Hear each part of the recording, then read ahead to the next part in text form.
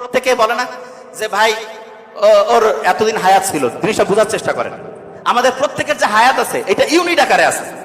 আমরা যদি এখানে বোমা ফেলি, প্রত্যেকের ইউনিট এখনই শেষ, প্রত্যেকে মারা যাবে। তার মানে হচ্ছে হায়াতের যে ব্যাপারটা এটা ইউনিট আকারে।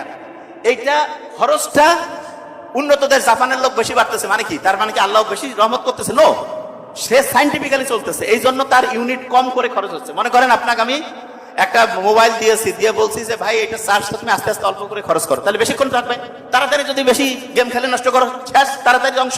বোঝা গেছে? ইউনিট আকারে থাকে যে জিনিসটা। তবে হ্যাঁ, এখানে ভালো করে বলতেছি যে কার হায়াত কতটুকু থাকবে এটা আল্লাহ জানে, কিন্তু আমাদের চেষ্টা করতে হবে যাতে করে আমরা ইউনিটটা সহজে খরচ না হয়, যেটাতে অল্প অল্প করে খরচ করবো। দই খাওয়া ইউনিট স্লো হয়ে যাবে। বিজ্ঞানীরা দেখছে যেই খাবারগুলো খাইলে পরে আমাদের শরীরে অক্সিডেটিভ ফসফোরাইলেশন নামে একটা বিক্রিয়া হয়, যেটা বেশি দ্রুত হইলে মৃত্যুর দিকে আগায় যায় দ্রুত।